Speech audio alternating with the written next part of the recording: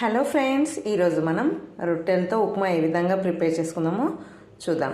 మొదటగా రొట్టెని సన్న పౌడర్లా మిక్సీ పట్టుకుందాం. ఈ విధంగా రొట్టెల్ని మిక్సీ పట్టుకోవాలి. ఇప్పుడు మనం కొంచెం ఆయిల్, దాంట్లో ఆవాలు, జీలకర్ర, కొన్ని పల్లీలు వేసుకొని వేయించుకుందాం. పల్లీలు కొంచెం కలర్ చేంజ్ అయ్యాయి. ఇప్పుడు మనం ఉల్లిగడ్డ, పచ్చిమిర్చి, కొత్తిమీర వేసుకుందాం. ఉల్లిగడ్డని ఒక 10 నిమిషాలు నూనెలోనే ఫ్రై చేసుకుందాం. ఉల్లిగడ్డ ఫ్రై అయిపోయింది. ఇప్పుడు మనం కొన్ని వాటర్ వేసుకుందాం.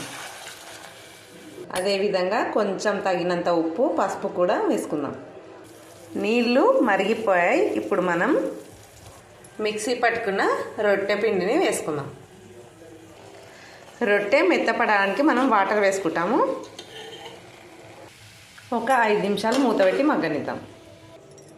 వేడివేడిగా రొట్టె ఉప్మా ప్రిపేర్ అయిపోయింది. మీరు కూడా రొట్టె గట్టిపడినప్పుడు ఈ విధంగా ప్రిపేర్ చేసుకోండి, చాలా బాగుంటుంది.